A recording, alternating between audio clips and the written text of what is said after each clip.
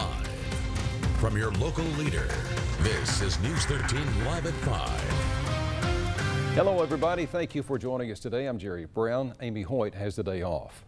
At the top of our news, a 14th Judicial Circuit prosecutor resigns after finding some video evidence that leads a Jackson County Sheriff's deputy to be fired. Zones in Bay County covering much of the coast under mandatory evacuations. Those evacuation notices will officially go into effect tomorrow morning. News 13's Alex Thorson joins us live tonight from the Bay County Emergency Operations Center. Alex? Many in the area have spent this day preparing for the big storm, getting the supplies they need. Tonight, News 13's Chelsea Tedonio is out at Target in Panama City with a live report. And Chelsea, what's it been like there today? The city of Panama City all day long checking all fronts to get ready for what Michael brings. One big concern for the city, the possible storm surge at the city marina. A busy day in the city of Lynn Haven preparing for the storm and helping locals get ready as well. Lynn Haven's mayor signing a proclamation issuing a state of emergency for the city. Until 6 o'clock this evening, free sandbags were available for city residents at the Lynn Haven Sports Complex. Two locals say the preparation reminds them of preparing for Hurricane Opal. You know, we live in a world where technology has pretty much taken over, but some people can't fathom to see history die. In November, you'll vote not just for your elected officials, but also on 12 different amendments. Tonight, News 13's Alex Thorson tells us more about Amendment 12, the lobbying amendment. Well, anchors away. The Pirates of the High Seas Fest back in Bay County, bringing family events tonight through Sunday. It all began at 5 p.m. today out at Pier Park. That's where we find News 13's Kirsten Mitchell. Hey, Kirsten, I've got a question for you right now.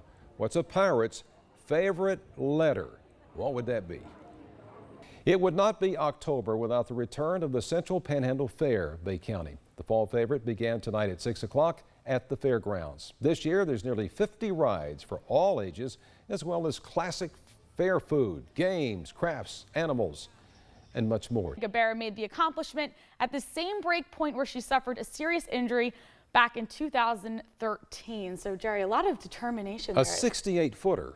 Yes. Whoa. And she was injured in the same spot back in 13, still got back in the water, which is impressive enough, and then a 68-foot wave.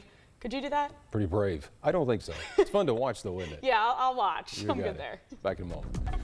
Mr. Cox says with every month that went by, his frustration began to build. He seemingly could not get anything done. So we contacted News 13. We in turn contacted the corporate office of ADT to try to get resolution to this problem. There are similar complaints voiced by other tenants who live here. Some of them say they still like living in the complex. They're just concerned about these issues that have come up. The big question is, what is the company doing about it? These lines may become familiar after a time if you drive the bridge daily. The problem will be for out-of-towners not familiar with the bridge. If you hit this at a higher rate of speed, the lines can be confusing. When the fires break out, the Red Cross responds when it's needed, but it's also called out in hurricanes, tornadoes, and other bad weather. With storm season still in the distance, it's the time of the year the Red Cross is building its team of volunteers. This water is beautiful and calm, but it can become a dangerous environment for someone who doesn't know how to swim, particularly a baby. It's obvious Tram Road is important to the drivers getting from Star Avenue to Tyndall Parkway, and everybody we talked to wanted to know what can be done to make it better. So I took that question straight to Bay County. Summer begins this week, I believe on the 20th. Hey, we're right there, you know, and hotter this week, near 90s, 93, low 90s. 95 by Saturday. Yeah, well, the weekend was nice, I gotta say. Yeah, it was pretty perfect. It was a great Father's Day weekend. You know? It was spectacular. it was just fantastic. It was at times the weather was just perfect. Nice breeze out there, so. Yes. Good job, Atlanta. An oddity more than anything else, but of course, if it's out there, I'm going to talk about it. Well, we have a couple of Chris's here. All of a sudden, they're important. Tropical storm they named perked after. up. We have 3 Chris's? 4, At 5, least, 6? at least. Seems like it anyway. Maybe more before it's over with. Thanks, Justin. Well, you know, last week we had all the rain and everything. That was great. So hopefully it's brought our level up. We're not as bad as we have been. About even for most of the area, and I noticed lots of green grass and yards out there with some of that recent rain. Yeah, and more to come. Well, looking at those 7 days, as is the case, we on the coast get a little break from the heat, a few degrees, just a few. But inland areas, you know, Montgomery, Macon, 105 to 108 air temperature. Yeah. I lived up there for a while when I was a kid. It doesn't cool off. Even Chattanooga has 103 right now. That's right, that's right. So it's all up through there. This is Pinnacle at Hammock Square in Lynn Haven. If you have driven Highway 77 near Walmart, you have probably seen the attractive apartments behind the public shopping center. They opened last summer. The developer says the complex was built with concrete block construction, according to Florida Green Building Certification standards. That means it is airtight.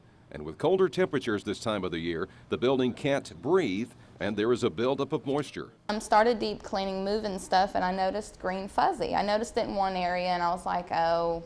This tenant doesn't want her face to appear on camera, but did describe how the environment in her apartment changed about 3 weeks ago. It's nasty to live with mold. It's not clean, it's unhealthy, and I just feel like they should have us somewhere else until the problem's taken care of. She showed me pictures of what she says is mold that had collected on some of her furniture.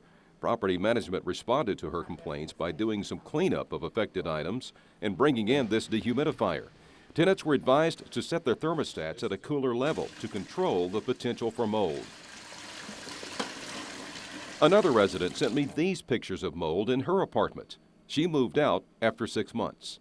There are similar complaints voiced by other tenants who live here. Some of them say they still like living in the complex. They're just concerned about these issues that have come up. The big question is, what is the company doing about it? The regional vice president of Pinnacle Housing Group says he was on site last week in Lynn Haven along with an assessment team. We did a thorough inspection of the units the other day, and ones that were too humid, we've brought back into balance.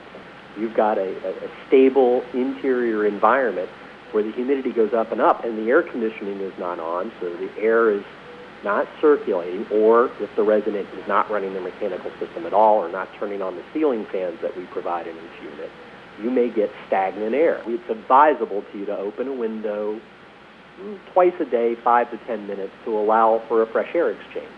Lawrence Cox of Callaway says his problem with ADT started last May with a knock on the door. A representative of ADT Security spoke with him about upgrading his home security system.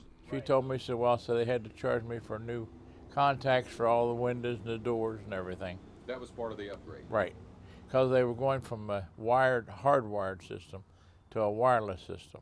Cox says he paid just over $252 for the upgrades. Then the woman left. Well, then a man come down and said he could put it, he was going to be here about 45 minutes putting it in. Because they didn't have to run any wires, all they had to do was stick them on, but nothing worked. And when he turned the alarm on, I asked him when he was going to turn it on because I didn't hear it. Cox says the only visit from ADT after that were monthly bills for service. Cox says was not even complete. Could you figure why in the world they just wouldn't finish the job? No, I couldn't.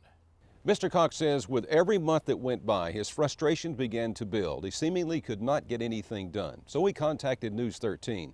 We in turn contacted the corporate office of ADT to try to get resolution to this problem. I had seen you doing some articles on the TV.